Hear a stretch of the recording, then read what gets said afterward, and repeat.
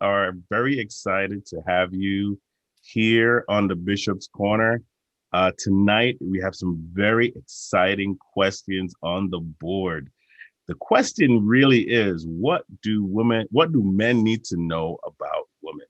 Wow. And that's a big question because all of us guys out there that are watching, that's a question we all ask. But before we get started, we're going to motivate you on going out there to vote.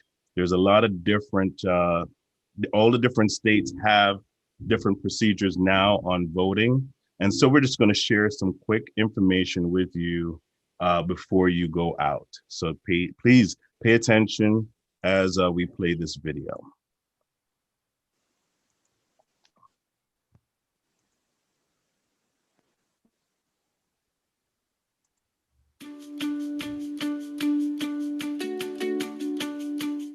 Is your voter registration up to date?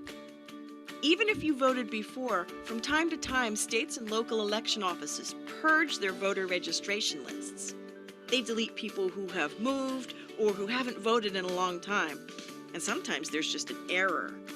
That's why it's a good idea to check your registration now on voting, to make sure and so we're just going to you share vote on some quick election day. information with you Start by finding your local before you election go office out. at So usa.gov please pay attention as we play this video. office. You may be able to check your registration online, by phone, by mail, or in person. When you're reviewing your voter registration, here's what to look for. Your name. Is your voter registration up to date? Your address, even if you voted before, are up to date. From time to time, states and local election offices purge their voter registration. If you can't find your name on the voter list, they delete people, or your information is wrong, or who haven't voted your election office right away to correct the error. Sometimes there's just an error. Did you recently move or change your name? Depending on where you live, you'll need to update your registration or re-register. Ask your election office. Sometimes just moving a few blocks away can actually change your polling place. And check your registration if you have not voted in the past couple of elections, or you didn't mail back a postcard from your election office. They might consider you inactive and purge your name from the voter registration list. Don't wait until Election Day to discover you can't vote. Check your registration now and learn more about voting at usa.gov/voting.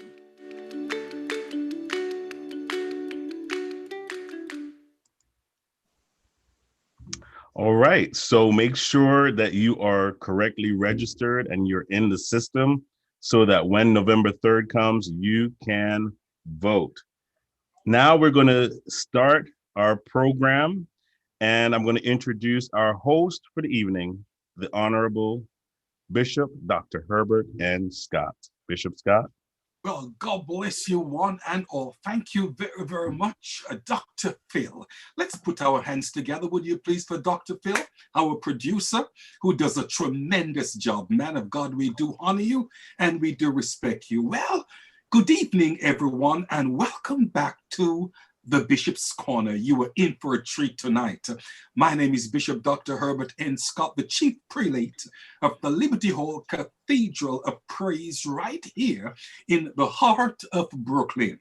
Well, our subject line for discussion tonight is, what do men need to know about women when it comes on to love, career, and the family? It has been said that heaven and earth rejoice the day that women place their feet on earth. It's also been said that money can buy a good dog, but it's going to take love to make that dog wag his tail. Well, we're hoping tonight that the panel of cherubs will indeed cause us men to wag our tails. I am looking forward to it tonight. Would like to welcome at this time the audience that are weighing in, and also our illustrious panel that we have tonight. We want to thank God for the Right Reverend Dr. Heather Francis that is with us. Can we put our hands together, make her feel welcome? Woman of God, thank you very much. Then we want to thank God for my little brother, Apostle Lucian Roas. My God, we thank God for the man of God all the way from up north. My son from England, Bishop Neville Wollaston, is with us tonight. Oh, and then we want to thank God for a young man that we all love and respect, Pastor Richard McKenzie Jr. He's also from Brooklyn, and you know that good things come from Brooklyn. Well, sitting beside Dr. Heather Francis, we have a beautiful young lady by the name of Gabby, and Gabby makes Dr. Francis look so beautiful. Gabby, thank you very, very much for weighing in. Then we have a lovely young lady all the way from Connecticut. She's a part of the ministry where Bishop Neville Wollaston is the man of God, the overseer, and that's none other but Kadesha Simpson. Woman of God, thank you very much for coming on. God bless you, and please maintain that beautiful smile. Last but not least, ladies and gentlemen, my daughter. She's the best of the best, Dr. Gizelle Phillip. Come on, put your hands together for my little girl, all the way from Brooklyn, and you know that good things come from Brooklyn. Well, my God, let's talk about it tonight. Let's talk about it. The question for our consideration that the ladies will explain to us tonight is, what do men need to know about women? Well, some weeks ago, we were told that women really don't want much. They just want the alpha and the omega and everything in between. So, Dr. Heather Francis, would you please come, woman of God, and tell us, what is it that we men need to know about you all? Good evening, everyone. I'm giving honor to our host, Bishop Dr. Herbert N. Scott, also our producer, the company PNBG, which is run by our head producer, which is Dr. Phil. God bless you. Also the panel, everyone that is on tonight. I'm not going to name all the names. God bless you, everyone. It is such an honor to sit among such people who are esteemed. What do men need to know about women? We talked about it yesterday when it comes to family, career, and love. I believe that the question itself is very subjective, because based on the generation that you ask this question, you're going to get a varied answer. If you ask the younger generation, their answer is going to be different based on someone who's like me, who's a bit older. And then there's a factor in there that may change the whole thing and put a boomerang in it based on experience. Based on where I am right now in my life, I'm going to answer it from my perspective. What do men need to know about women? Well, when it comes to love, I would say that a woman wants a man who can satisfy every area of the love circle. What does that involve? It involves the philia, which is the friendship. Women want to have a relationship where they can be friends with their husband or with their lover, which is their husband.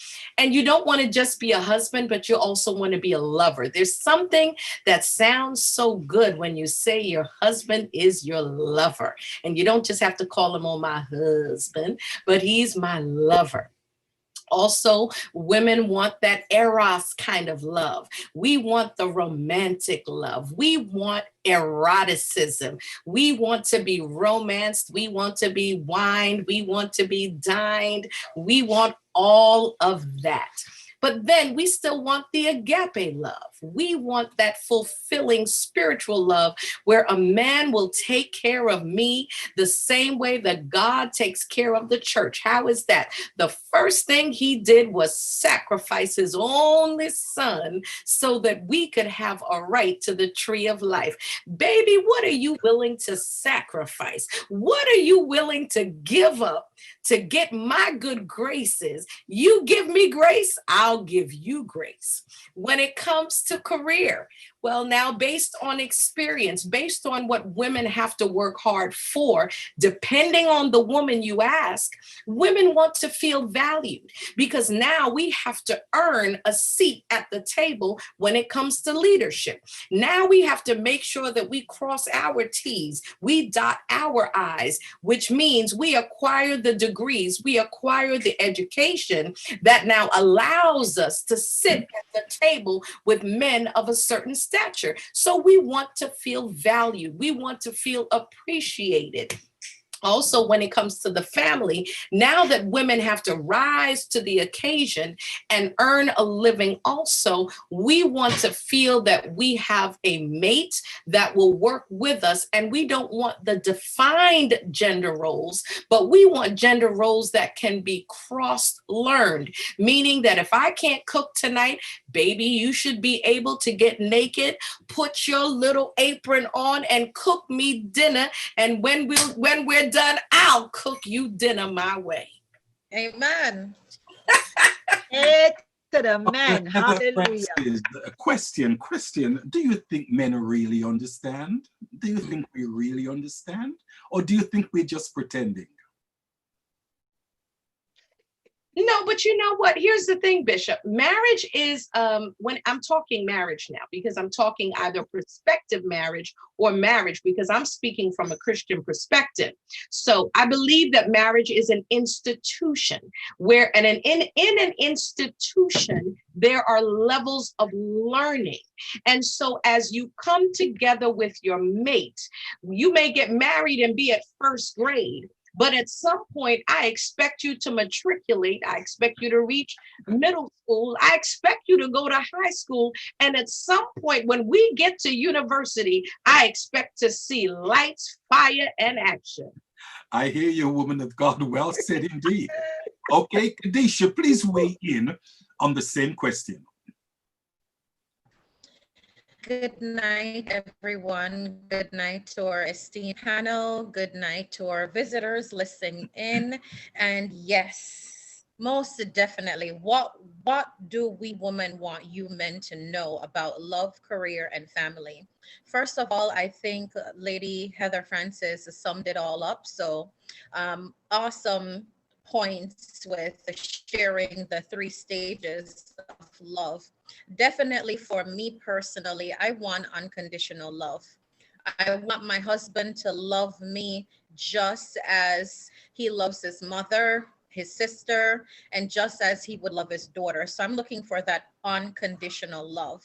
And what does the word remind us? Love covers a multitude of sin. While we're loving on each other, I want us to be able to share our individual career goals. What are my dreams and my aspirations? What are your dreams and aspirations? How can we tie it all in together and work together so our family can grow? How are we preparing for the future for our children?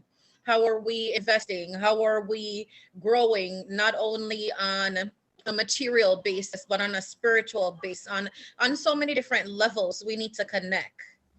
On it with our career. Are you planning to go back to school? Is it okay if you work night while I do the day shift? Can we take turn with taking care of the kids? It's just being flexible to intertwine those roles. The woman of God just said, if I can't make dinner tonight, is it okay if you go into the kitchen? If I can't pick up the groceries, is it okay if you go grocery shopping? Is it okay if you're not able to take out the garbage and I see that it needs to be done and I can take it out? Sure, I'll take out the garbage. So it's just being flexible within our rights and within our roles, and know that in our marriage, in our relationship, with our career, with our family, it takes communication and flexibility to make it work. Are you willing to sacrifice the time and energy it needs to make me happy? What are you willing to give up? Are you willing to hold off while you push me to finish my doctorate? Are you willing to work 2 jobs while I stay in school? What are you willing to give up for me as my husband, as the head of the household, while you allow me to grow, which in turn allow us to grow our family? Are you saying that you'll want me to make you happy? Were you not happy before you met me? Oh, Bishop, of course I am happy before I met you. So just to make it clear, I strongly say to my older woman, my younger woman, and even to my younger self, it is very important that you know who you are It's very important that you know what you want. It's very important you know your own goals, dreams, and aspiration for yourself before you're willing to share that with someone else. Make sure you take the time to spend quality time with you. So you want to make sure you know that you're beautiful and you're wonderfully made. So if your husband don't say, okay, look so beautiful, or you dressed all up, dolled up, he didn't recognize it, it's okay, because you own that, you got it. So you want to make sure you define that first. I think self-love is very important before we are able to share that communal love. Okay, thank you very, very much, Kadesha. Well said. Now, the next young lady I'm going to ask to weigh in. Last week, she said to us that God put man to sleep. And in her deliberation, she made us feel as if we men are still sleeping. So this time we'll be asking the lovely, the delightful Gizelle Phillip to weigh on in with this question. What do men need to know about women? Please, woman of God, weigh in, but please be gentle. Good night to everyone, to my Bishop, Dr. Herbert Scott, our host, our esteemed panelists. God bless you. Thank you so much for having me once again. To our listening audience, God bless you. And I will start off by saying, awake, Zion, awake. Amen. Hallelujah. Glory to God. What do men need to know about women regarding love? Regarding love, we want that commitment. When you ask me to be your wife, then I need you to be committed to that love.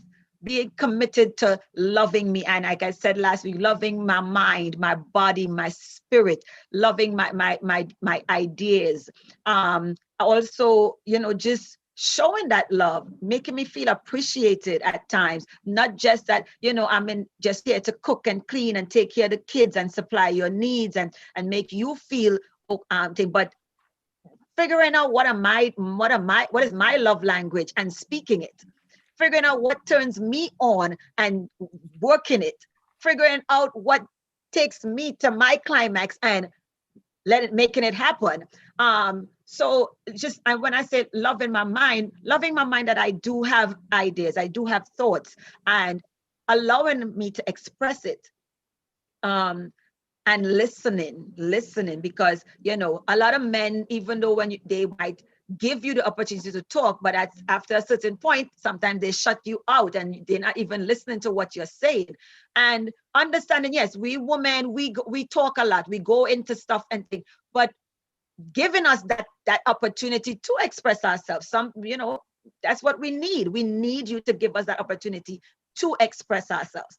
When it comes to career, yes, I believe that there needs to be an understanding from the get-go, whether it's the courting stage and dating stage, where you talk about career and stuff. What is my desire? Because I had dreams and aspirations before I met you, and you the same. So, and bridging those two together, but not trying to dumb down what I desire and what I had dreamed for myself, but helping me to either achieve it if I have not achieved it yet, working towards it, and just bringing that balance of, like Sister Kadesha said, if we're not there yet, are you willing to work and let me go to school, or I work and you go to school, and vice versa? When you accomplish, then you allow me to accomplish. Not because now the children are here and we're taking care of the kids, all of a sudden my dreams, aspirations go out the door or put on the back burner because now the kids have to be taken care of. We need to understand that, okay, maybe when the kids get to a certain age, you go back, I get to go back to school, and we figure out how we're gonna manage and stuff. So career, I believe, just have to work together and communicate.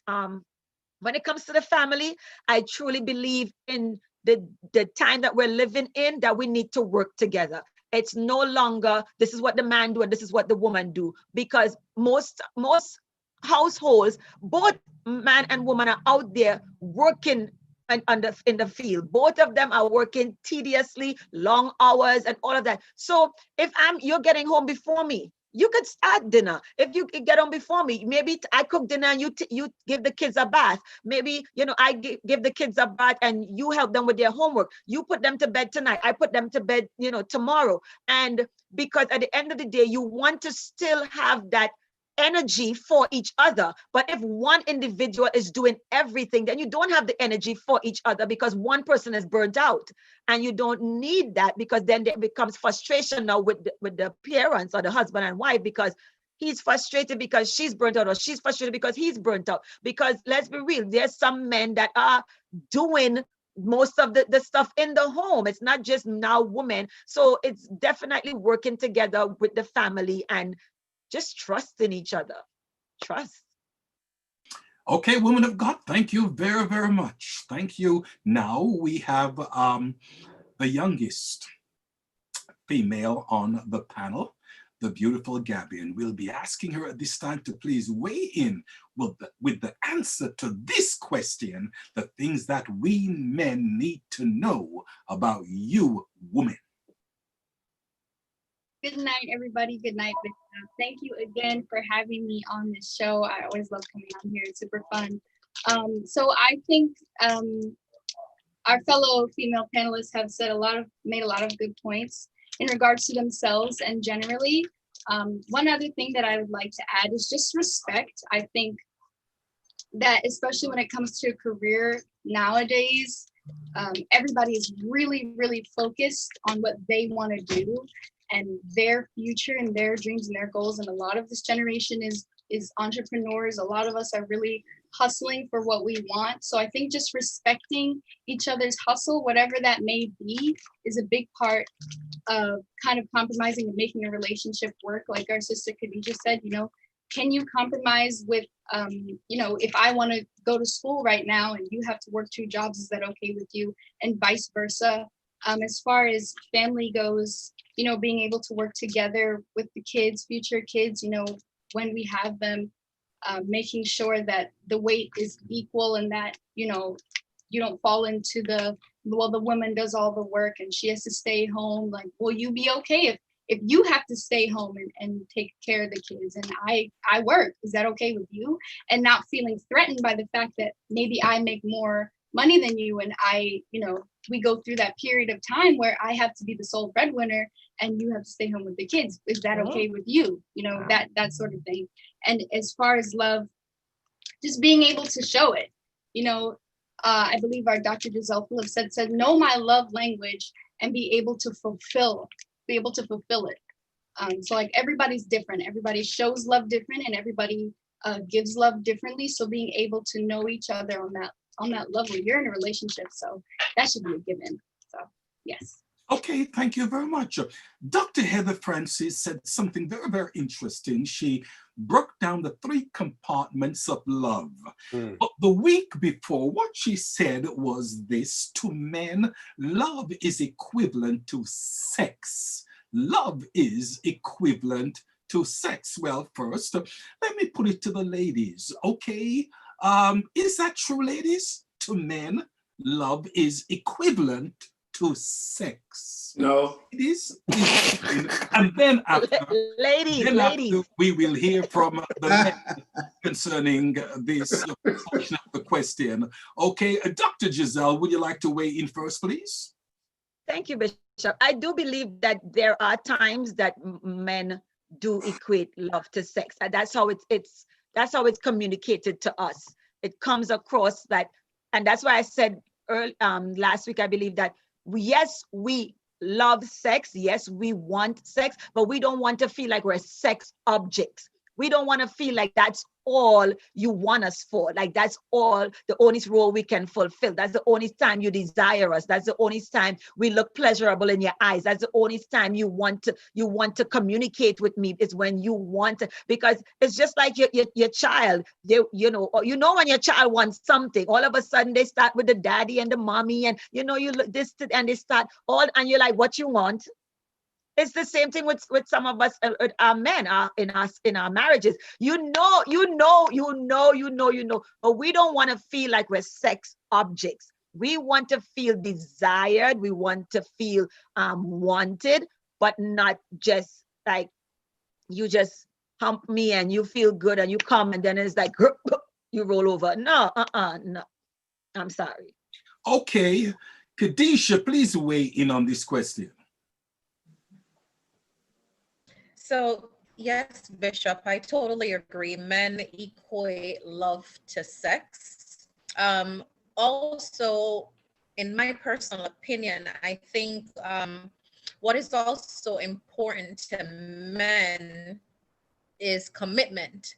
I feel like they'll have you as a wife, but at the same time, they entertain others. And when I say entertain others, I think it's just the way you guys are wired, where I'm not saying that you're cheating, because cheating is, let's see, the term cheating is, the word I'm looking for is,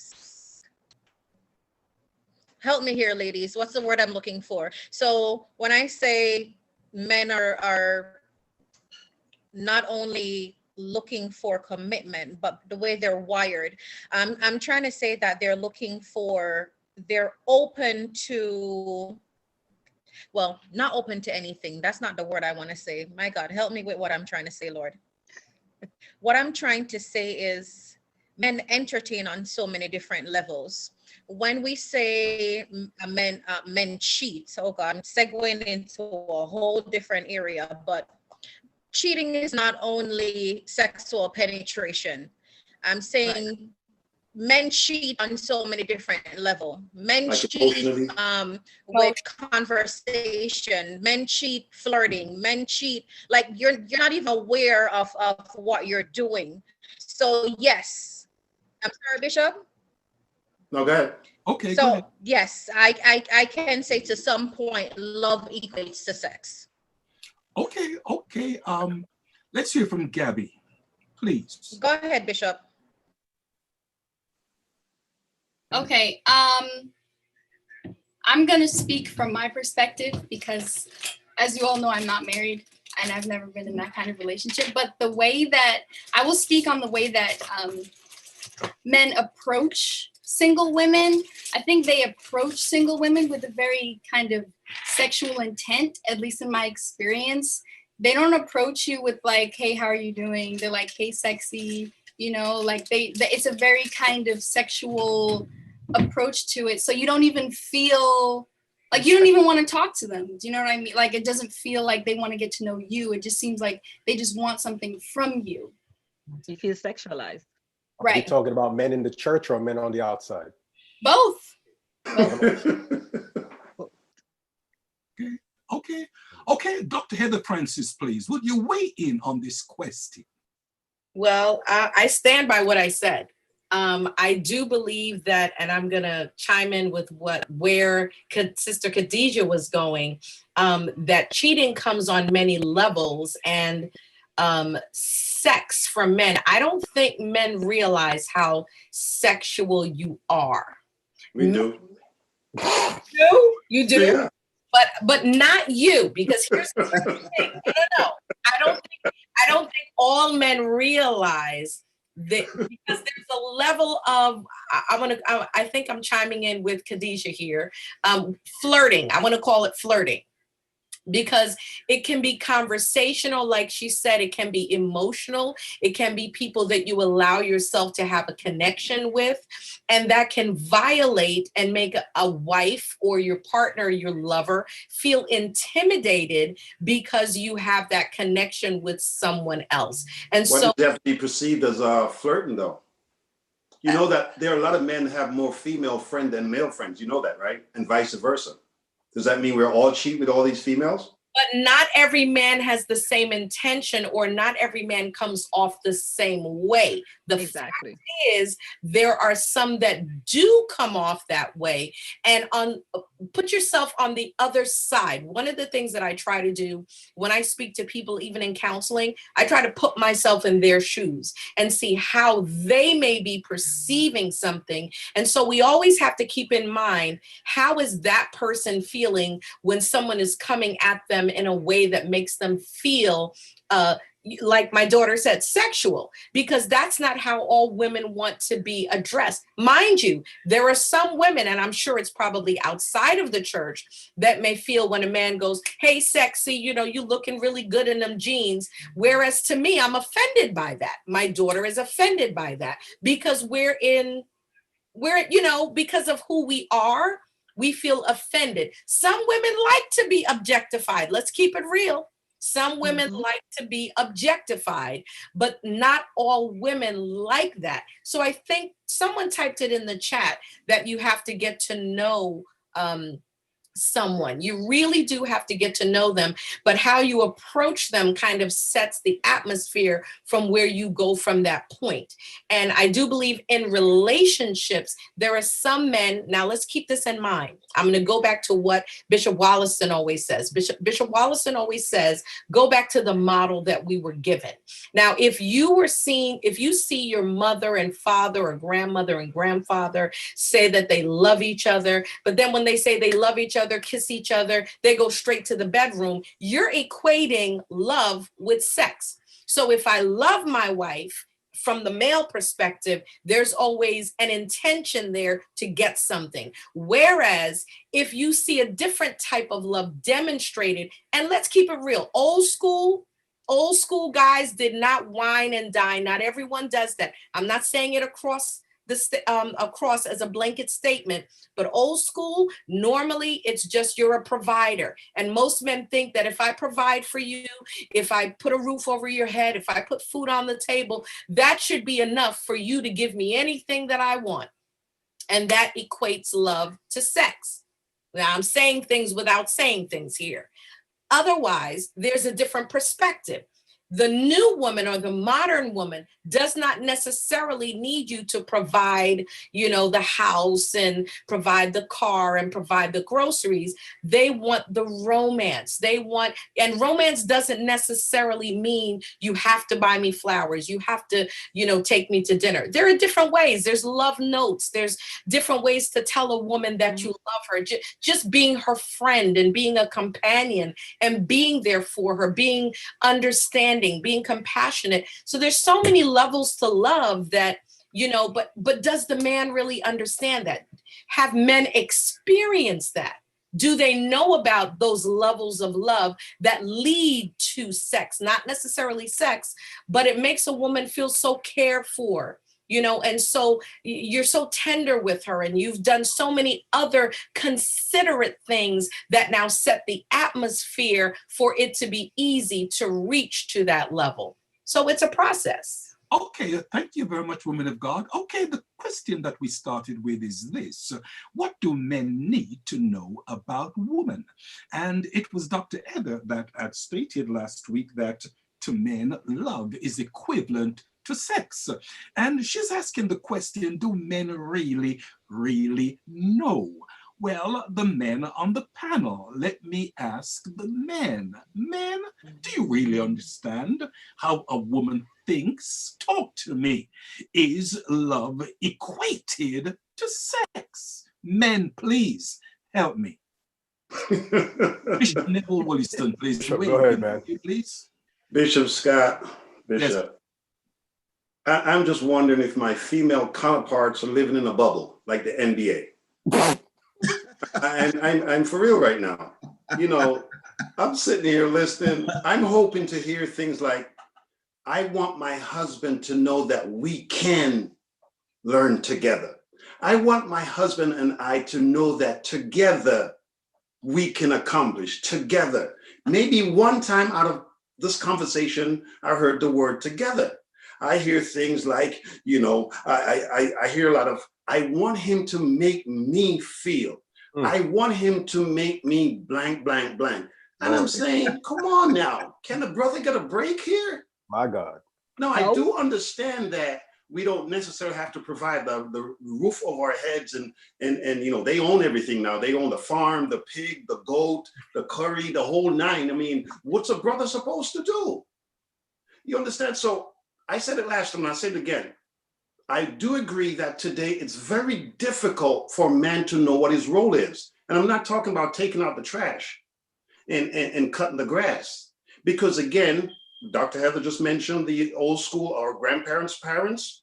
Primarily what dad did was provide and protect. The role was clear. My thing is, ladies, if you feel that we're not doing a good job or we're not understanding you, don't feel bad to take us by the hand. Or don't expect that we got to know everything without you telling us what you want. That's what we're Your doing now. expectation is unrealistic. That's why I'm asking if you live in a bubble. I'm We're serious taking you right by the now. hand now, Bishop. Say it again. We're taking you by the hand now and leading you. Oh, now you're doing Yeah. it. Yeah. But 28 years, 28 years later. towards individuality, because the question says, what do you need to know? So Exactly. it wasn't geared towards a unified answer. It was an individual answer. It's individually asking me, what do I want you to know? So I'm not going to include you in the answer because you need to know the information. I understand. And Dr. Heather, it's safe to say you're speaking for the majority of women with your answers. All of you are. So we still need to know. But I understand what you're saying. But my thing is, let's learn together. I agree what you're saying, that at your age, it's different from Gabby. And at Gabby's age, from my mom's and your mom. I understand we're in different ages or eras and what have you. But just what I'm basically saying, come on now, give a brother a break here. What about love? I mean, what's wrong tell me what's wrong. You talk about how we're wired. I didn't wire myself this way. And I think Dr. Gizelle talked about, you don't want us to look at you as being objective sex objects or whatever. I don't want to feel like I'm raping y'all either, or we're just begging, or can I give you $5? I mean, I don't want to feel that way. And sometimes that's how we feel. Because either your head hurting, you're tired, the baby's up, I got to get up at 5. What's a brother supposed to do? Talk to me. What am I doing? Take 3 cold showers and go to bed? Bishop Wallace. Come on now. You might have to tonight. You might have to tonight. Not good. Because all women that have higher sex drives than their spouses. I personally know women that would take it every night of the week. So that not the majority. Let's be clear. I know a lot of women that have very high sex drives. I know a lot. Yeah, I see the thumbs up. I see you. There are a lot of women who have very high sex drives, and they don't have a problem with taking care of their husband anytime, any place, whether it be the washing machine, the dining room, the playroom when the kids gone to school. Listen, they don't have a problem with it. So the few or the ones that do have a problem, go see the doctor, get you some hormones, whatever. You mean the other 98%? Well, it doesn't, listen, it's not that bad, Bishop. 95. But the thing is though, Bishop, you're saying that, sometimes the baby get it, and stuff. If it is okay, what did you get? Will you say, all right, baby, you lie down, I'll take care of the baby and come back and take care of business? She has to get up, she has to nurse the baby, she has to put the baby back to sleep. She's Dr. doing Heather, all of it and then still coming back to I'm just asking you what a brother supposed to do. Just work tell me what I'm supposed to do. Work together. Do I turn the tap off? Do I just turn it off? What am I supposed to do? Shut it off? It don't work like that. I told you before, their gas stations are open 24 hours a day. Some at night, you don't go to every gas stations station always for your gas. open. Listen, if you keep a woman happy, a woman will keep you happy. And if the communication is wrong, if there's something wrong in there somewhere where you're not saying what you need, because listen, didn't I said it nicely before, but let me say it again. Let me put it in layman's terms. Say it slowly so we can get it. Let me break it down for you. Marriage is an institution. If you have to learn how to turn me on, then go to class and learn. If I have to learn how to fulfill your needs, then I need to check in with the teacher or the professor and learn how to take care of you. It is an institution, and we both on both sides have to understand that we need to get the work done. Otherwise, you will not pass go and you will not collect. And then we Amen. go find another gas station to go fill up. Are you okay with that? No, that's why you thanks. go That's back. all. I'm not saying that we should do that. I'm just trying to say. It is a only if you've seen a casket and a graveyard that you already sign your name to, you could go ahead. What you mean? What you mean? I don't mean Your that. wife gonna kill you. That sounds like a threat. Listen. Okay, let's take it down a little. Okay, Pastor Richard McKenzie, please weigh on in and help us, please. My God, I'll take it down a few notches, Bishop. Don't worry. Thank you. Keep it where it's at. No. We're gonna bring it down a little bit. First and foremost, to go back to the cheating aspect that the ladies were trying to explain, I do agree that cheating doesn't just have to be sexual. There's other ways that you can cheat in a relationship. Number one, you can cheat financially, because some of y'all have accounts that we don't know about. Hello. All right. You can cheat with your time. You can cheat with your energy. There's different forms of cheating in relationships. So let's just put that out there. Anyway, so the question is, does love equate to sex for men, right? That's the question, right? Yes. All right. Let's be honest. Men, sex is important, isn't it? Yes. Sex is absolutely important. But since the ladies are telling us what we need to know, we're going to flip the script a little bit and tell y'all what y'all need to know. Yeah. You got a minute. I got a minute. I know it ain't gonna take it. I got this. Don't worry. Sex, although sex is important, love for us is not just sex. How about appreciation? How about celebration? How about you just honor us and value us? That's love for us too. It might not be as important as the as the other thing that I mentioned, but we love to be appreciated. We love to be celebrated. We love to be honored. We love to be valued. Listen, I don't care how scrawny I may look or how big my belly is. You come in and you tell me how handsome I am. You tell me how strong I look. Listen, there are things that will turn us on too. And for Dr. Heather, listen to me. I know what you want. You ain't getting us to wear no apron and no kitchen frying chicken. I'm telling you that right now. I am not going to show up in my kitchen, amen, with no clothes on and just an apron frying chicken. Listen, there's other ways that we can come together and turn each other on, all right? There's other ways that we can do this. So ladies, as much as you tell me, explore. Explore what? Can you make I'm not Dora. What I got to explore for? I'm not Dora. All right. So, Pastor Richard, yes. can you make an ice cream sundae with a cherry on the top? Lord have mercy. Bishop, back over to you, sir. And now may the say Okay, I'm going to ask at this time our apostle, Rojas, please weigh in. Madam, would you please? Well, certainly I want to say good night to each and every one. It's certainly a joy and a pleasure to be on the Bishop's Corner. Apostle Ross, come on, man. Tell them the truth. Get to the meat. Well, I'm going to appreciate this this group. I got a genuine love for the brothers. You're muted, Apostle. Okay. Yeah. That's because his love is only for the brothers. Yeah. No. For the you know. But it's beautiful to come together. And tonight I was doing a lot of listening because it's what we need to know. And you're telling us some of the things that we know already, but it's nice to hear it from you. And so tonight I wanted to be a good listener, you know, but some things that I know that I didn't hear that some of you all mentioned was like, you got to understand us because of the way we speak, because women sometimes can use their mouth as a weapon. In the book entitled Men Are From Mars and Women Are From Venus, it says one of the things is that men get things done, women like to talk about it. So a woman's mouth, a woman's way of talking can really send you almost crazy. Sting. A man want to get in a fist fight and it's over.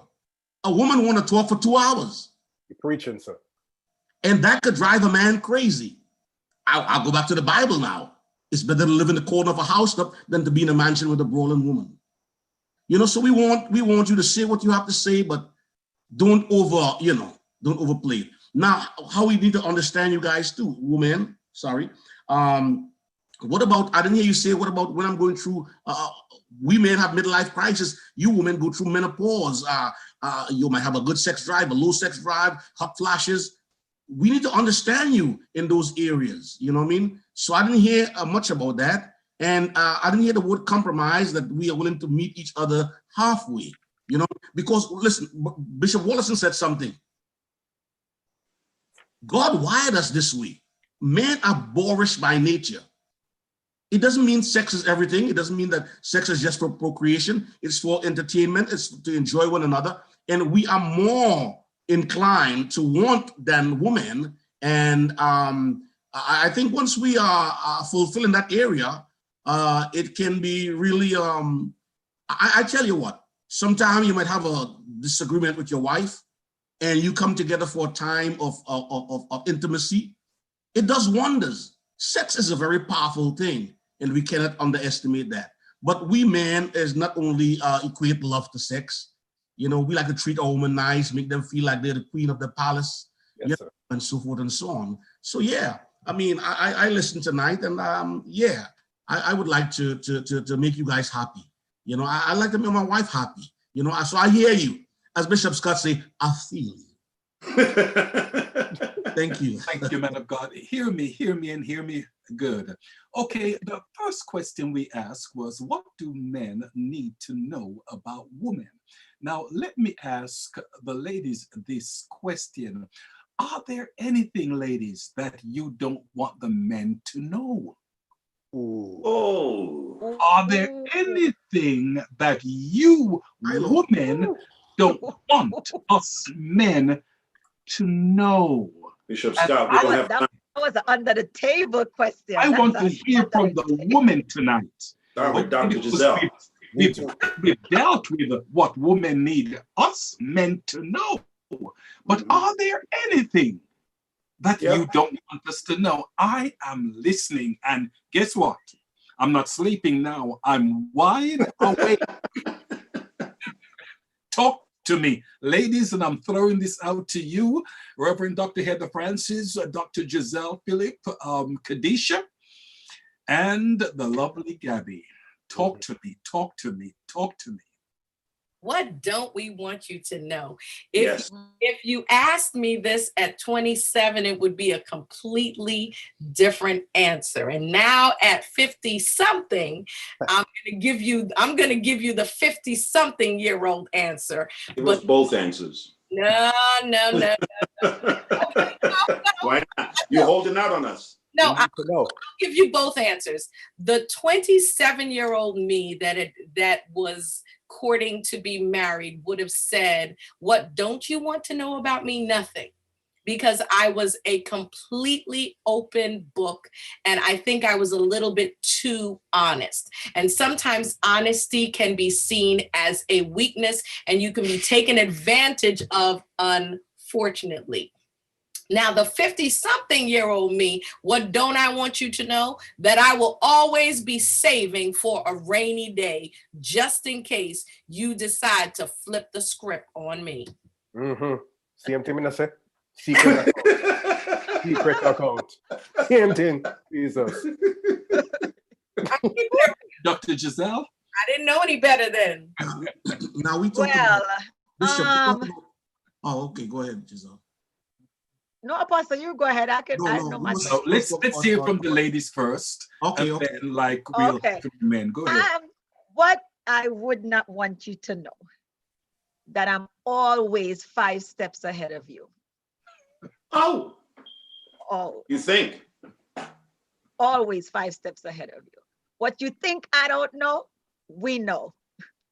The bank account, you know, that rainy day bank account, y'all know we have it. So that ain't nothing. Y'all know we have it. But yeah, I'm always 5 steps ahead of you. That's one I don't want you to know. Okay. Kadesha? Uh-huh. Are you lost for words, Kadesha? You're muted. You are muted. Okay. Okay. What I don't want you to know, I don't want you to know that I'm always prepared for anything. So I'm ready. Whatever it takes, I'm ready. Okay. And that can be anything. So when I say I'm ready, as my sister just said, if you flip the script, it ain't even only about the bank account. It's about, I already have in my head potentially where I want to go, what I'm going to do. It's a plan. Okay. And it sounds as if you just came up with the plan.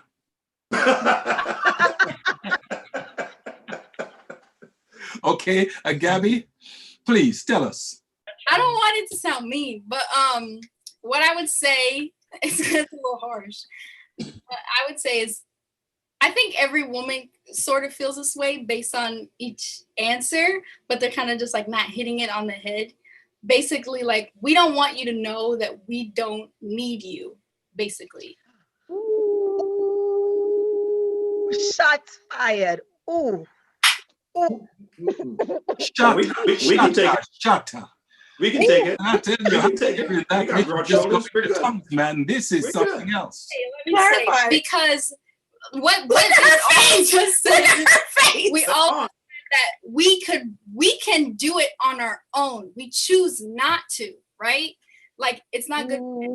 So we choose not to be alone, but that doesn't mean that we need it. If that makes sense. Does that make sense? Yeah, it makes a whole lot of sense. So my question is it okay then that we can have side chicks? No, that doesn't have anything to do with what I just said. I'm just asking. Y'all say you don't need us. No, but if I'm in a relationship, but if I'm in a relationship with you, I'm choosing to be with you. That doesn't give you the right to choose not to be with The you. way how y'all ladies just answer this question, y'all should all have prenups. That's what y'all should have. Something to think about. I ain't married yet. Something to think about.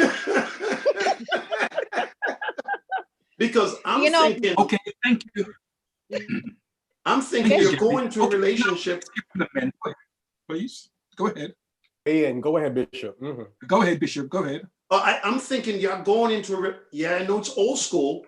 I'm thinking you're going into a relationship to make this thing work. If you have already got preconceived ideas and notions that, listen, I'm going to just have this little something on the side just in case. I'm going to have this bank account over here just in case. I'm going to say, I'm not going to set myself up for failure emotionally or anything just in case.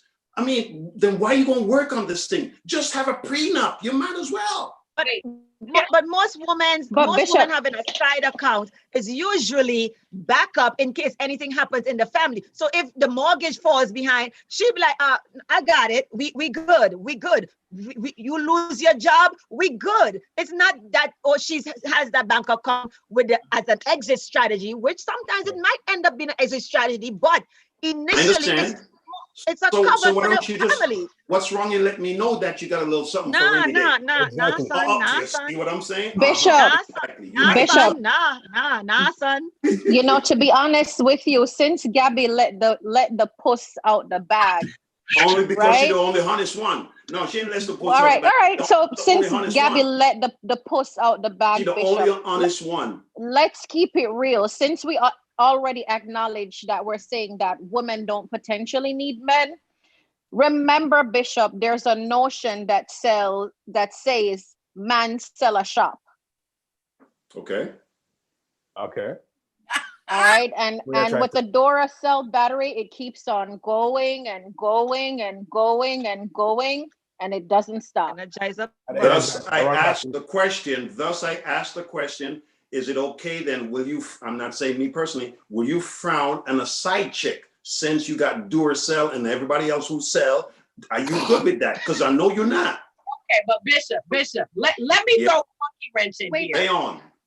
Let me throw a monkey wrench, and I want you to. I want Bishop Wollaston to respond. Go ahead. How do you then respond to someone like me, who was very honest initially going into a marriage, who put everything on the table, including every dime I owned, and ended up marrying someone who I ended up not just penniless, but homeless? Okay, of course, that don't happen all the time. I'm not belittling that. It happens. I want you to respond to me because I ended up losing everything. So what do you say to me? And I ended up with nothing. Okay, if you were my daughter or my sister, the first sign or the first red flag that I see or you communicate with me that's happening, I'm saying get out of there. But no, but we're talking about, can we talk church? Can we keep it real?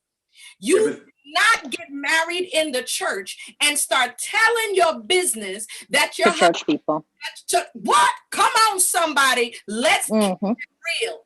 It was embarrassing. You, first of all, you don't humiliate yourself by telling missionary cornbread, because by the time missionary cornbread have my information, totally agree. It reached to evangelist walkabout. It reached to deacon tell everybody, and you are completely destroyed. I was destroyed. So how do you then comfort or even talk to someone else when you know your example is somebody like me who said, listen, these are the accounts I have. This is the money I have. What's mine is yours. And then you meet somebody who says, okay, and make sure that they take everything you got. Now talk to me. But remember, Dr. Heather, you just talked about the 27-year-old you and the 55-plus-year-old you now. They're two different yous. What you do now, hold on. What you do now, you'd not do, or what you did at 27, you'd not do now. Experience is a good teacher. It's not the best teacher. That's why you have the account. But you're knocking the women who now are learning from me, who was too honest and gave everything to the man. Now the younger ones are learning, you don't give everything. You make sure that you have something to the side, because if you meet a blowjo like I did, what are you walking away with when you meet somebody like, you can't go to church, you can't go tell bishop, because somebody go and tell somebody who tells somebody and tell somebody. I totally understand, but are you saying that this is the way we should teach our daughters now? Just because, hold on. Prepare just in case he walk out on you? Is that what we should be teaching our daughters now? Because if we're going to do that. No, this is what I'm saying. Let my daughter answer. No, I understand what you're saying. Go ahead. I don't think the goal is to prepare for the worst. I think it's to hope for the best, but it's always to how do I? You hope for the best, but prepare for the worst. Well, yes, but I think if you always have the doubt, then you're never going to fully be able to commit to a relationship or like put yourself fully into it. So I don't think that that's the goal. I think that you go into it having what you have and being confident in knowing that you bring something to the table. I have what I have, right? And you do the same as well. But we're not looking to to look for somebody to complete us. We have to be complete on our own. Mm-hmm. So I'm gonna have my money before I come into a relationship with you, and you know that what I have, not because I don't want to share it with you, but because it was mine before I came to be with you. So it's still mine. So what I choose to share with you is what I choose to share with you. Still have that's the unwritten prenup right there. But but I'm not gonna be like, oh, you know, I'm not committed. So no, it's just like, it's just my, I don't know, it's just mine. So Gabby, what if you come in with $100,000 and he comes in with only $10,000? What if you come with 100,000 and he only comes in with 10,000? What happens then? 100,000 is hers. I'm supposed to share my 100,000 just because I'm just asking you a question. Just want to know. Just want to know. Have access to 10,000 and she have. We're not speaking to you, Gabby. You come in with 100,000. You love this guy to death, but he just came off farm work. He saved 10 grand. I'm not. And you came with 100,000. Well, talk to me. this is okay. All right. I'm gonna give you a really real example. Okay, so Okay. I was in a relationship for 2 years. 2 years ago, right? I was in a relationship, and I was in college. I was working. I had money. He was not in college, working, did not have money. Okay. So he'd be like, oh, I want to get this. And I'd be like, all right, bet, I'll give you a little something here and there. My mom advised me not to do this, but you know what? I didn't listen. And I was doing it anyway because I loved him. Right. But then my money started to run out. Did the love run out too? Did the love run out? Yes. The love run out. The love run out when the money run out. No. It didn't. No, but my point is you can't eat love. Right. I can't go into a relationship expecting because I have money, I'm just supposed to just give it to you just because I totally agree. It's not fair. It's not fair. No, you're right. So and it's the same thing with the man. He shouldn't have to give all his money because it can be reversed. The woman comes in with 5,000, the man come in with 100,000. I'm not saying that you give all your money to the woman either. And it's all about trusting each other. This is why we have to be really careful with who we join ourselves together with, because it's all about trusting each other, because I'm believing what you're telling me and you're believing what I'm telling you, and we're coming together and to work this thing. It's trust on so many different levels. Well, it's obvious, Gabby, that you're definitely a smart person. And of course, your mother has a lot to do with that, with teaching and training, because to me, that's a deal breaker. That's definitely a deal breaker, because what you see is what you get. You call it red flags. Red flags don't mean go. And if you see so many red flags, it means stop, get out, don't keep going. Unfortunately, a lot of women see the red flag, but they keep going, and then they get burnt and burnt and burnt. Remember, a guy go into a relationship with his head, see what he can get out of it. A woman goes with her heart, and 9 times out of 10, her heart gets broken. She's never going and thinking with her head. She's going with her heart, butterflies, and all the rest of this nonsense, and she gets burnt. So yeah, kudos to you. That's because women fall in love with potential all the time. All the time. Potential to be broke for the rest of your life? You don't know that when we're in love and we're falling in love with potential, because yes, but Dr. Heather, like Gabby. No. The thing is, we fall in love with a dream that we have brought just conjured up in our own minds. We fall in love with a dream that we have, that we hope and pray that one day he will change. We see, listen, red flags never turn green. Red flags never turn green. And we see it through big billboards, and we still rushing because we believe that he'll become the man that I have in my mind. And it never happens. It never happens. I know Bishop Scott's going to take it back, but it's like, no knock to the women. It's like some women, they find their husbands outside and they talk about, oh, I'm going to get him saved. I'm going to bring him to church. Wherever you find him, if you find him in the club, that's where he's going to be. If you find him in the bar, that's where he's going to be. A woman must always find a man in the presence of God, because that's where Eve found Adam. Eve found Adam in the garden, in the presence of God. If you don't find your man, I know what you're going to tell me, all things being equal, I know what you're going to say, but I'm just speaking in general terms. I'm not saying he can't be a devil, but what I'm saying is you must find him in a certain place. Yes, Dr. Heather, you might find him in the presence of God with all the red flags, then run.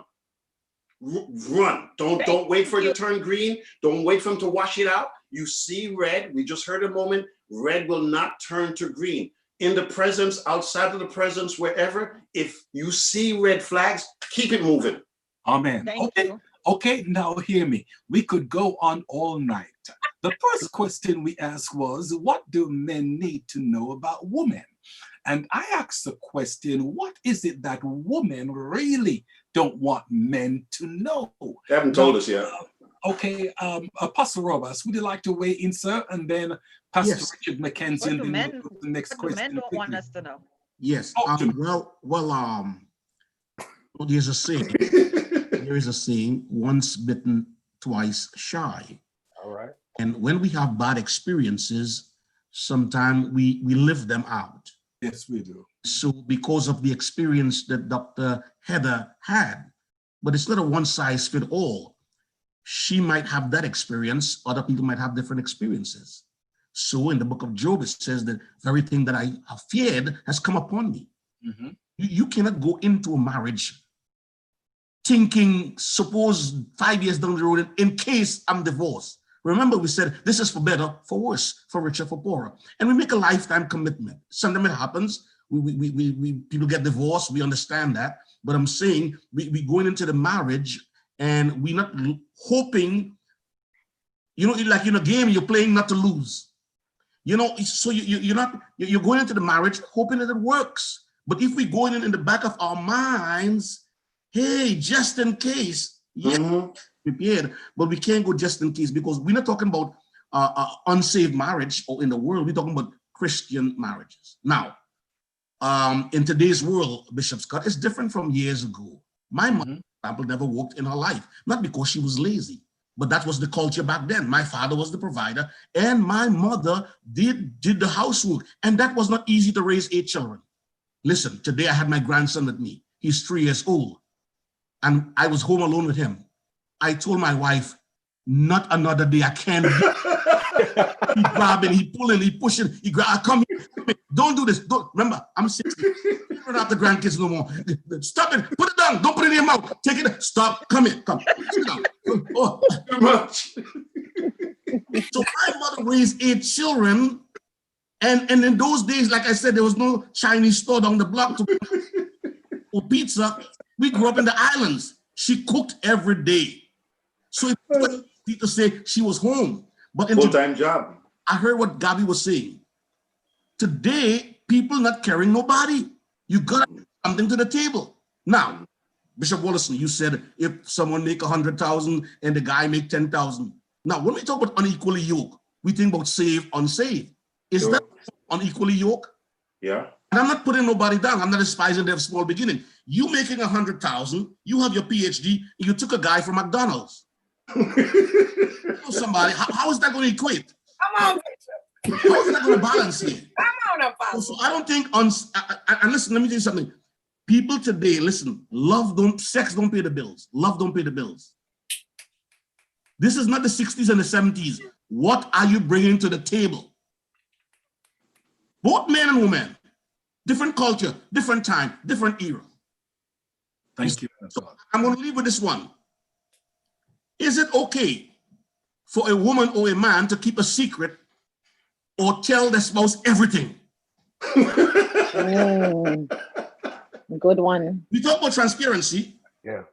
And they say, don't hold back nothing. I'm not going to hold back nothing. We have trust. Should you, in terms of wisdom, should you tell her everything? Should she tell you everything? Different segment, that, Apostle. Okay, sorry.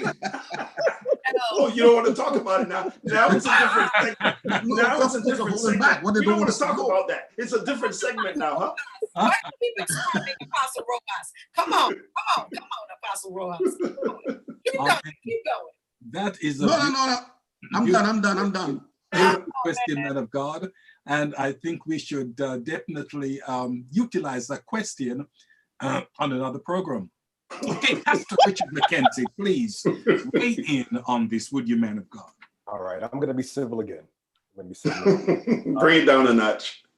Now, let's talk about the $100,000 and the $10,000, because money is something that we have to actually look at in its entirety, because $100,000 without common sense is not as valuable as $10,000 with a plan. Because Amen. You can blow through that $100,000 like this, while that young man that y'all despising with $10,000 in a plan can supersede you in a split second.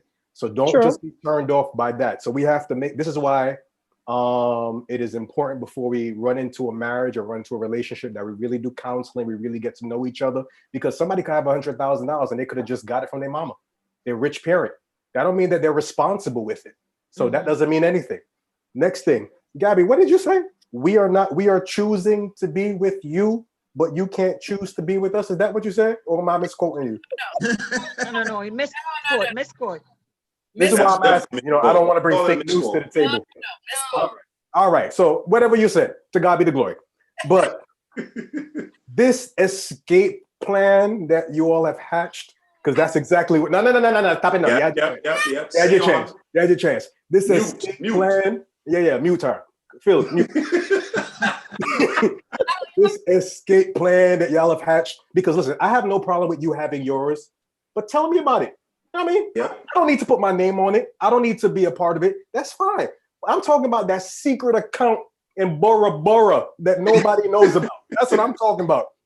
So let's talk about this escape plan that y'all have.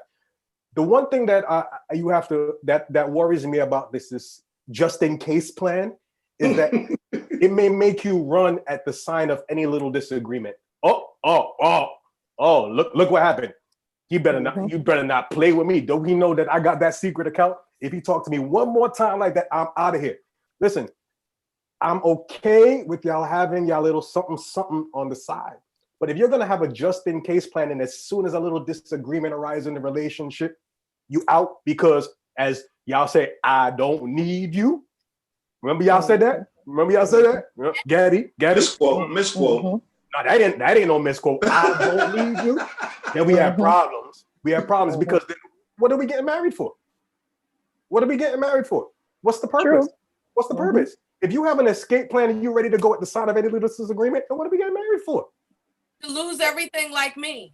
No, I'm not talking about that. Stop talking. Cut it out. Mama, hush. I'm not talking about that, man. Like I said, if you have a little something on the side, that's one thing. That's a little something on the side. But the escape plan is what I'm concerned about. I don't have an escape plan. I don't have one.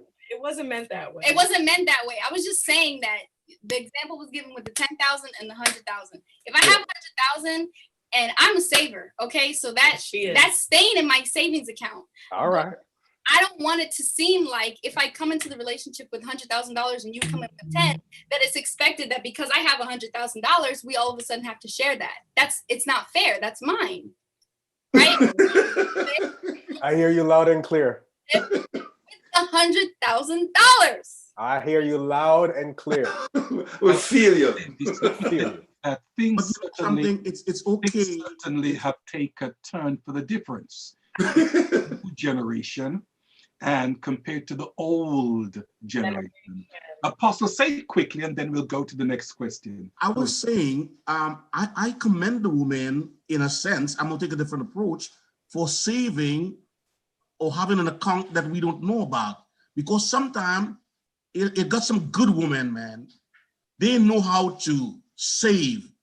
And man, when we turn around and there's nothing and the car's broke or the boiler's broke, she could go in a drawer and pull something out and say, honey, you didn't know about this, but I got this. That's what I said. That's a good woman. My mother used to do that. Also, Ross, man, we're going to talk after this program. That's what I said. It's not an. That's what I said. It's not. But that's what I said. It's not an escape plan. But sometimes we have that, and like let's say we can't pay the mortgage, and I could be like, babe, we got it.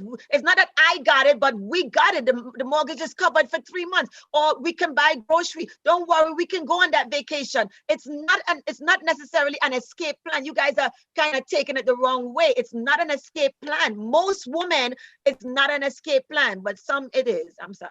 Hallelujah. Thank you, But Jesus. not everybody has the same intention. Not everyone has the same. Exactly. And that needs to be said, because I don't want the men to be so defensive to think that all women are like that. If anyone ever saw the movie Jumping the Broom, the husband and the wife were very, very wealthy, and the husband was the one who worked and made all the money. But the wife also thought that he had taken he thought that they had all their money. He thought he had lost everything. He thought he lost everything. And he said, baby, we're going to lose the house. We're going to lose this wonderful life. Just enjoy our daughter's wedding because that's the last of our savings. And she went to him and she said, baby, I love you. She said, we did not lose everything. She said, when we got married, I made sure I put some money away for a rainy day, and they were able to recoup and stay on their feet together because she had money saved on the side that she didn't tell him about because he was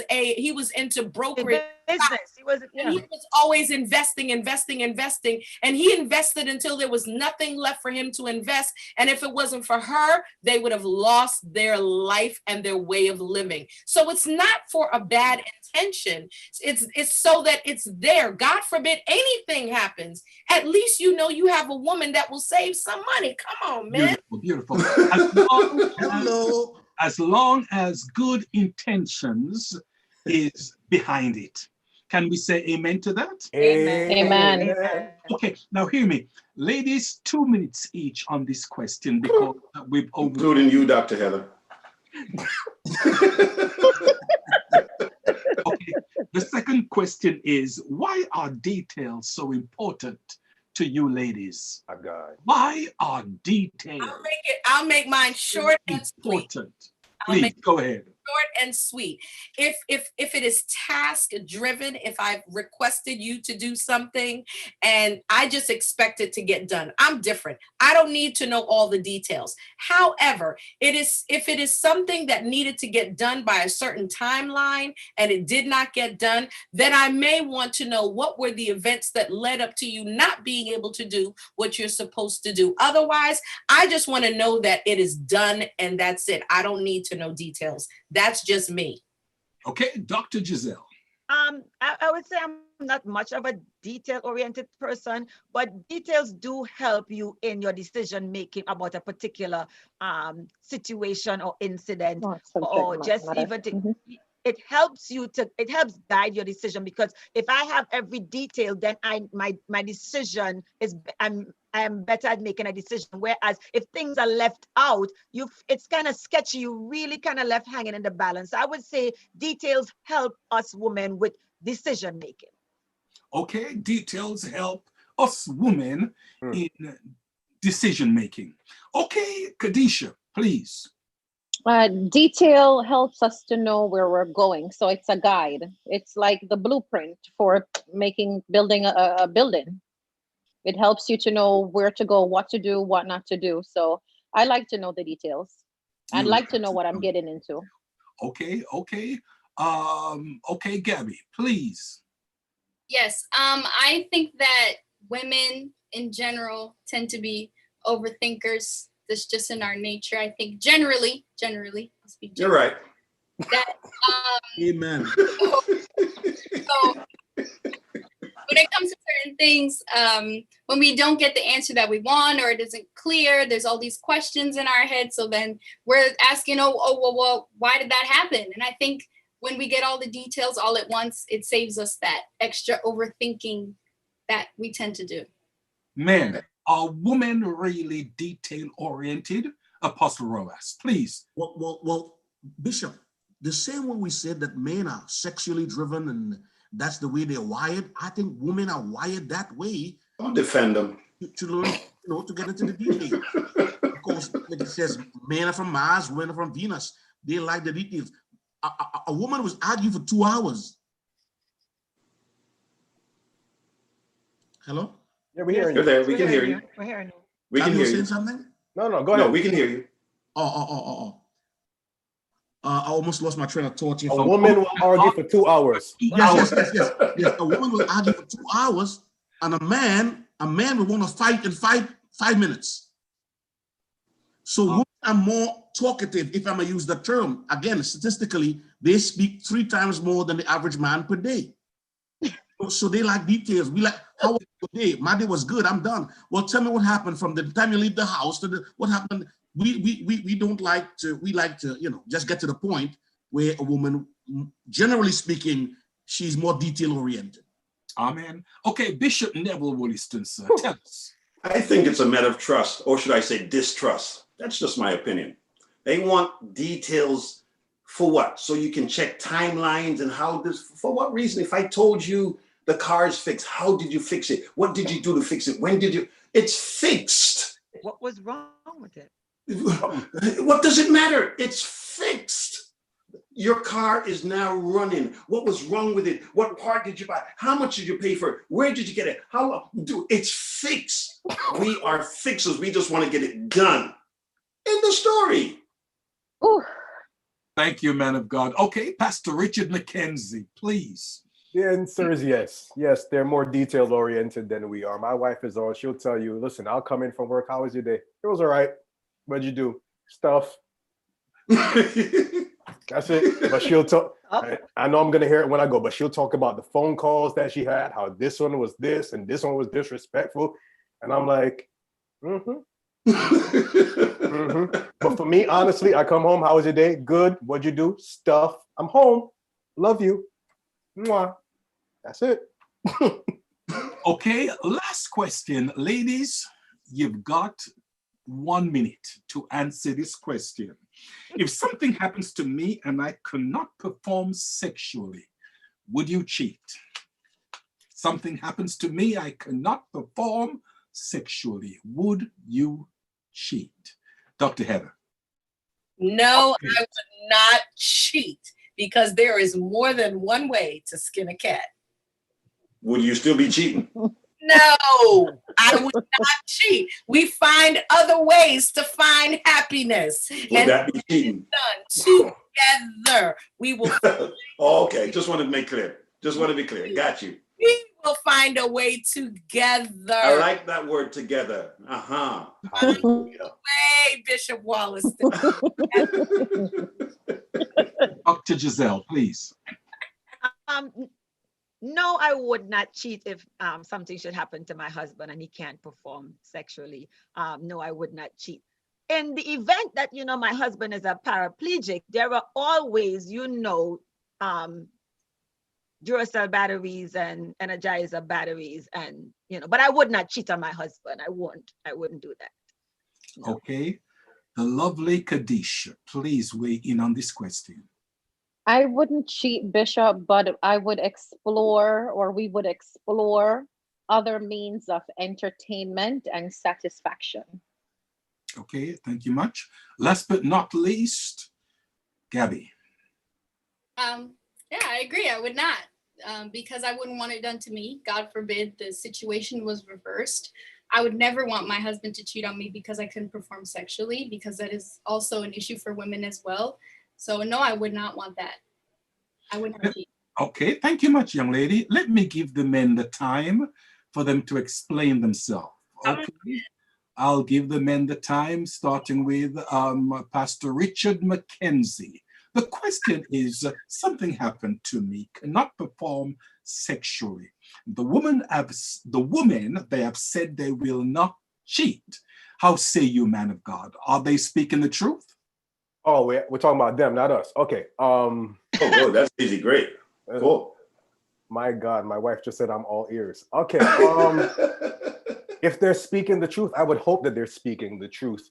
But you can talk about something, and then when you're in that situation, it's a whole different story. That's what we have to understand. That's what we have to realize. Because it's easier to say no now, but when you're in the situation and all of a sudden, like Barbara's fatting right now, sometimes you get to that situation where you start fatting, amen, and you might see Deacon, what's his name, Dr. Francis Cornbread, amen, Deacon Cornbread might present himself. So I would hope that she wouldn't, but Deacon tell her go. I don't know. I don't know if she, I hope she wouldn't. Wife, I'll talk to you later. Okay, please, sir, weigh in on this question. Well, Dr. Phil, I mean, come on, we are Christians, we are pastors and apostles here. We got to say the right thing, But listen, man, Pastor Mackenzie say, when the squeeze is on, we would never do certain things, and when the time comes, you say pressure burst pipes, Pressure does burst pipe. But anyhow, I think a man would probably cheat on his wife if she's healthy more than if she's sick, because that guilt trip, man. I mean, how can you do that to someone? Like I said, quickly, my wife and I, we in March, she came down with the COVID, and I came down with a strain, but her strain was heavier. And I cooked for her. I made soup. I prepared hot tea, ginger. The day before she was feeling pain, I rubbed her down. I hope she's on the line listening. Anyhow, and I did all that. And I'm saying, if my wife were to get sick for whatever reason, and she cannot perform, You know, like I was saying, I will wash my wife underwear. I will shower her. I will bathe her. I will, if I have to wipe her, I will do it because she is sick. And I would like a, Gabi, you said something really powerful. If the roles were reversed the other way around, you would like the same for you, the golden rule. So yeah, you know, I will stick with my wife if that happens. Amen.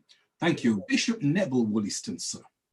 Bishop, this is not a hard question for these women. Every single woman on the panel, every single woman on the line gonna say, yeah. You know why? Sex is not a big deal for them. They'd rather wash clothes and do laundry than do sex. What kind of problem? Well, come on now.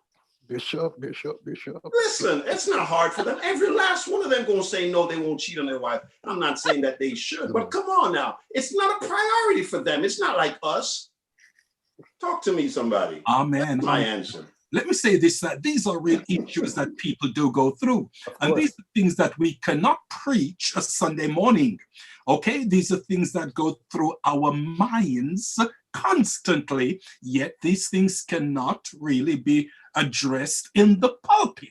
But we have to talk about them. Now, with the things that we have spoken about tonight and the different topics that we've looked at pertaining to what do men need to know about women, what should we really take away from this conversation tonight?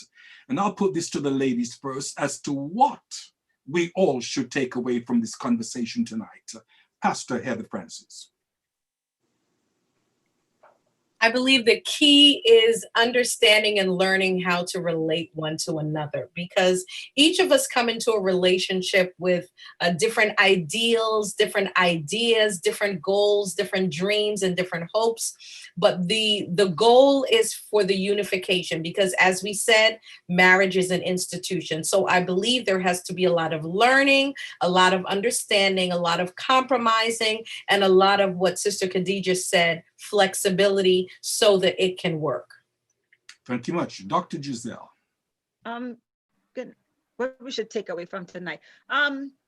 Trusting each other, communicating with each other on all levels at all times, and just be willing to grow and shift with each other, because so things happen in life, and you have to be able to shift gears, but doing it together, because it is a marriage.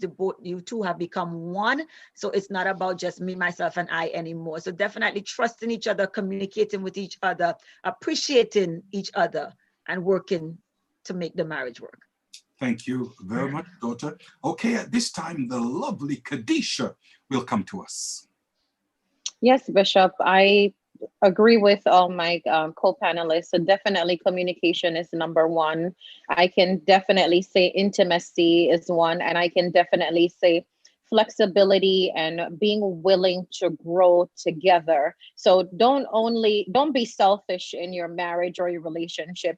Make sure as you're growing and doing it together. Let's build each other up, because when you look good, I look good. We all look good. Beautiful. Okay, Gabby, please. I would say something to take away regarding the overall question, what is it that men need to know about women? That it's different. You're never gonna, women are different. We're just one panel of women. It's just 4 of us here. 5, how many? I can't count. 4 of us here. So, you know, you have to be able to be willing to learn your partner, you know, learn their love language. Not everybody wants physical touch. Not everybody wants gifts. Not everybody wants words of affirmation. You just have to learn your partner, learn what they like, and vice versa. You know, women be willing to do the same. And then I think that's the great foundation for any relationship, just willingness and compromise and willing to learn, like our Reverend Dr. Heather Francis said. Thank you much. Okay, Pastor Richard McKenzie. All right. Praise God. What did I take from this? I took from this that men are like pound cake. Easy to make. While ladies are like a 10-layered cake with about 3 or 4 different tiers on it. However, I'll say this.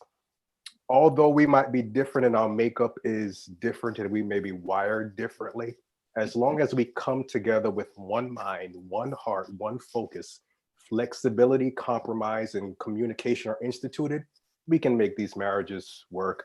We can lower the rates that are high in the church. We can make it work.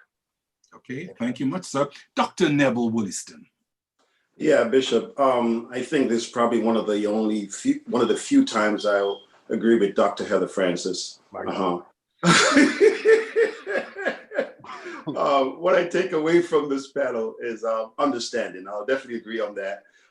Try to understand each other.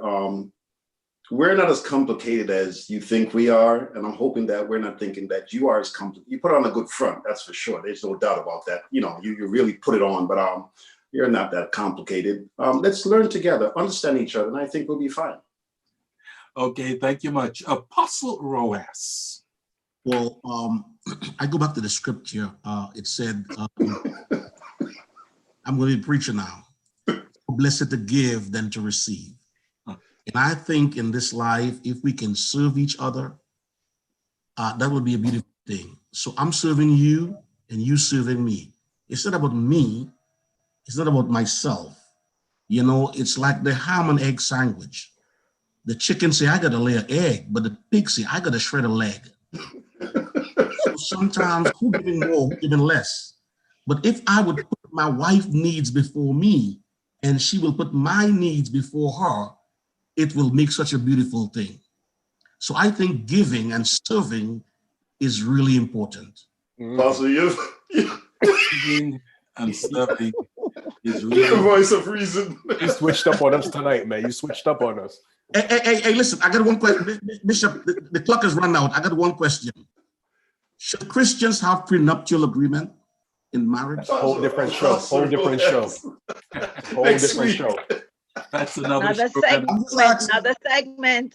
I'm just asking. But let me say this as we are concluding. It's 9:30 now. That marriage is the game that two people can win and two people have to win. So we're in it together. We have to make it work. I just want to thank the panel for weighing in tonight. And guys, you did a tremendous job. Thank you very much. I want to thank our audience and so forth. And also we want to thank the production company, PNBG. And this program will be on every Thursday evening at 8 p.m. until 9:30. Please weigh in next week. See you on the Bishop's Corner. God bless you.